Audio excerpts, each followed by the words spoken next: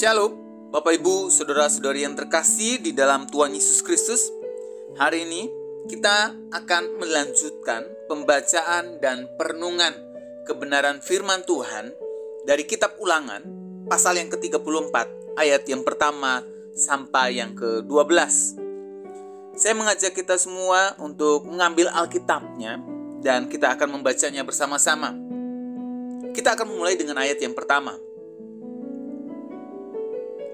Kemudian naiklah Musa dari dataran Moab ke atas gunung Nebo, yakni ke atas puncak Pisga yang di tentangan Yeriko.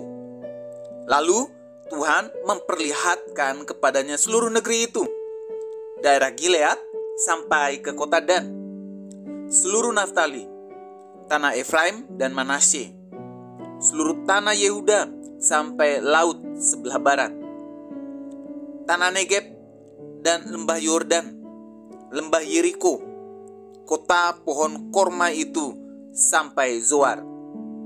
Dan berfirmanlah Tuhan kepadanya, inilah negeri yang kujanjikan dengan sumpah kepada Abraham, Ishak dan Yakub.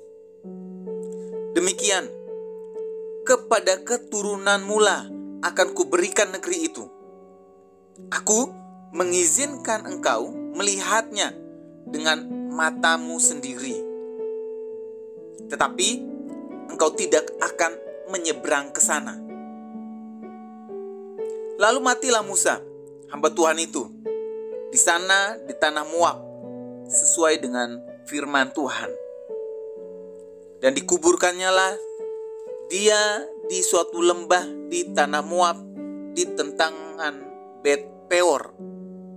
Dan tidak ada orang yang tahu kuburnya sampai hari ini.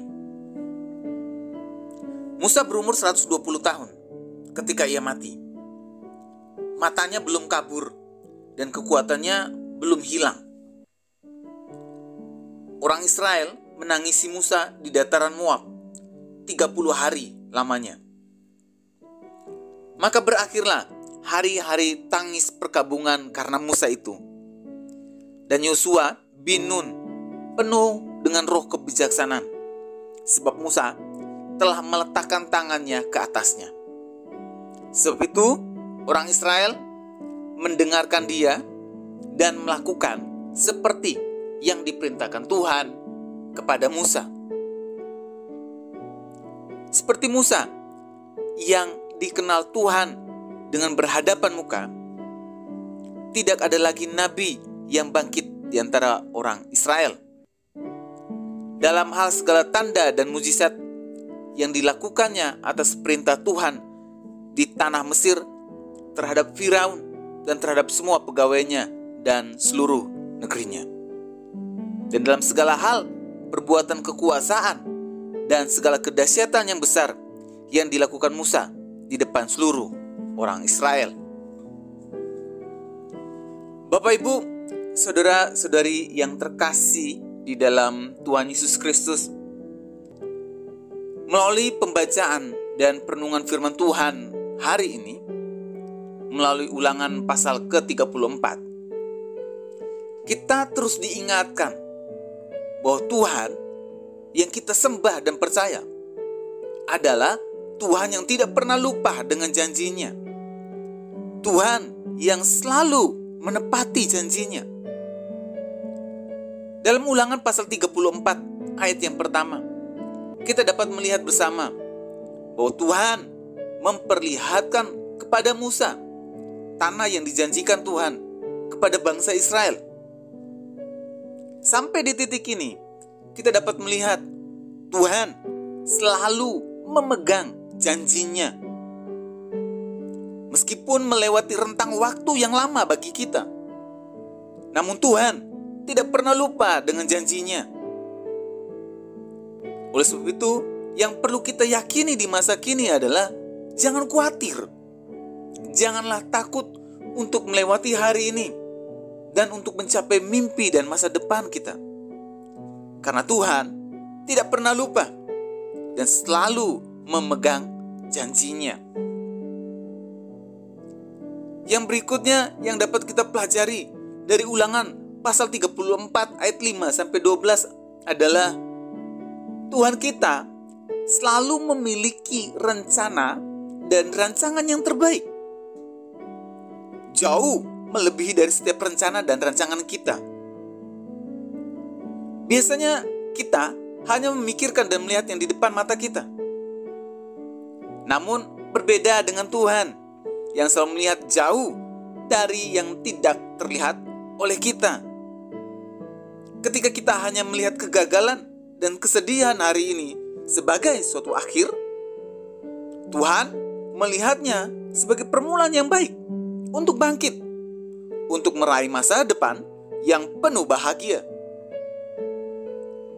Ketika bangsa Israel meratapi Musa sebagai pemimpin yang karismatik di masa lalu, kini Tuhan membuka mata dan pandangan mereka bahwa semua itu belum berakhir.